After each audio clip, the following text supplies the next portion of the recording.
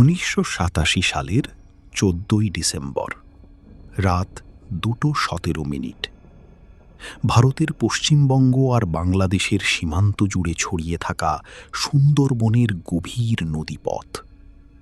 চারদিকে ঘন কুয়াশা, কালো জল আর অদ্ভুত নীরবতা। দূরে কোথাও কেবল ঢেউয়ের শব্দ শোনা যাচ্ছিল। সেই রাতেই রহিম মাঝির ছোট কাঠের নৌকাটি ধীরে ধীরে ঢুকে পড়ছিল জঙ্গলের এমন এক অংশে যেখানে সাধারণ জেলেরা দিনের আলোতেও যেতে ভয় পায়।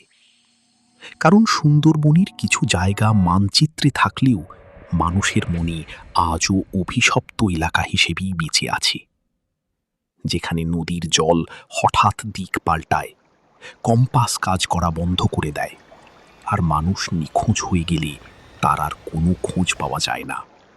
সুন্দরবন পৃথিবীর সবচেয়ে বড় ম্যানগ্রোভ জঙ্গল।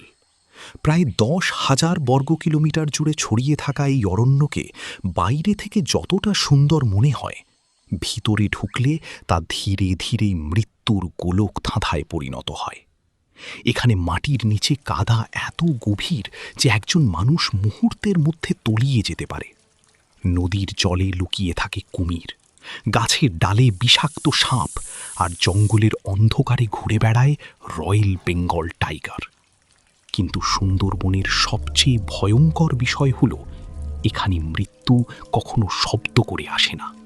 সবকিছু ঘটে নিঃশব্দে, ঠিক যেন জঙ্গল নিজেই শিকার বেছে নিচ্ছে। রহিম মাঝি ছোটবেলা থেকেই এই জঙ্গলে মাছ ধরত। বহুবার সে বাঘের পায়ের ছাপ দেখেছে, ঝড়ের মধ্যে নদীতে ভেসে থেকেছে। কিন্তু সেই রাতটা আলাদা ছিল, কারণ নদীর ভিতরে ঢোকার পর থেকেই চারদিকে অস্বাভাবিক নীরবতা নেমে এসেছিল। কোনো পাখির ডাক নেই, বাতাসের শব্দ নেই, শুধু নৌকার গায়ে জলের ধাক্কা।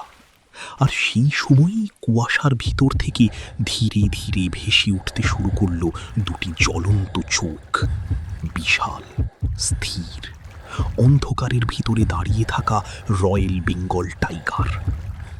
সুন্দরবনের বাঘ পৃথিবীর অন্য যে কোনো বাঘের চেয়ে আলাদা।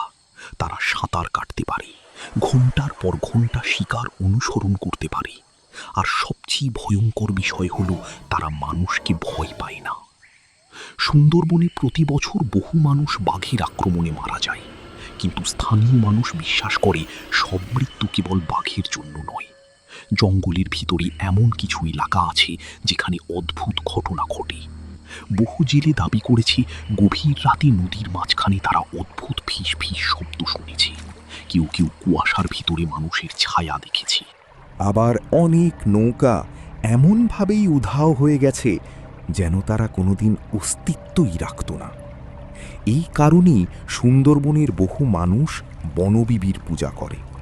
তাদের বিশ্বাস এই জঙ্গলে মানুষের আইন চলে না, এখানে অন্য কারো নিয়ন্ত্রণ রয়েছে। 1991 সালে বাংলাদেশের অংশে একদল কাঠুরে জঙ্গলের ভিতরে ঢোকার পর হঠাৎ নিখোঁজ হয়ে যায়। কয়েকদিন পর নদীর ধারে তাদের ভাঙা নৌকা পাওয়া গেলেও কোনো মানুষের দেহ পাওয়া যায়নি। কেবল কাঁদার উপর অসংখ্য বাঘের পায়ের ছাপ দেখা গিয়েছিল। সেই ঘটনার পর থেকে জঙ্গলের ওই অংশে স্থানীয়রাও আর যেতে সাহস পায় না। কিন্তু সুন্দরবনের অন্ধকার শুধু প্রাণীদের মধ্যেই সীমাবদ্ধ নয়। বহু বছর ধরে এই নদীপথ ছিল জলদস্যুদের ঘাঁটি। গভীর রাতে তারা নৌকা থামিয়ে জেলেদের অপহরণ করত। অনেককে আর কখনো ফিরে পাওয়া যায়নি। সুন্দরবনের নদীগুলো যেন ধীরে ধীরে মানুষের ভয়, মৃত্যু আর রহস্যকে নিজের ভিতরে লুকিয়ে রেখেছে। রাত বাড়ার সঙ্গে সঙ্গে রহিম মাঝির নৌকা জঙ্গলের আরও গভীরে ঢুকে পড়ছিল। কুয়াশা আরও ঘন হয়ে উঠছিল। তারপর হঠাৎ করেই নদীর ওপাশ থেকে ভেসে এলো এক অদ্ভুত গর্জন। এত গভীর, এত ভয়ঙ্কর, যেন পুরো জঙ্গল কেঁপে উঠল। রহিম বুঝতে পেরেছিল কোনো কিছু তাদের অনুসরণ করছে।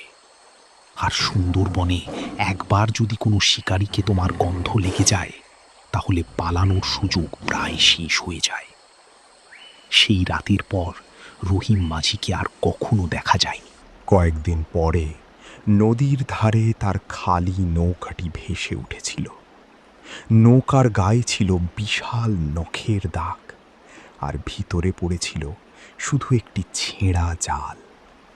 আজও সুন্দরবনের বহু নদীপথে রাত নামলে জেলেরা যেতে চায় না, কারণ তারা জানে এই জঙ্গল কেবল গাছ, নদী আর বাঘের সমষ্টি নয়, এটি এমন এক জীবন্ত অন্ধকার যা মানুষের প্রতিটি ভুল মনে রাখে।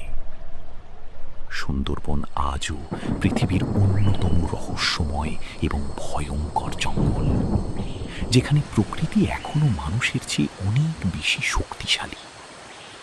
আর হয়তো সেই কারণেই সুন্দরবনের ভিতরে ঢুকলে আজও অনেকের মনে হয় কেউ একজন অন্ধকার থেকে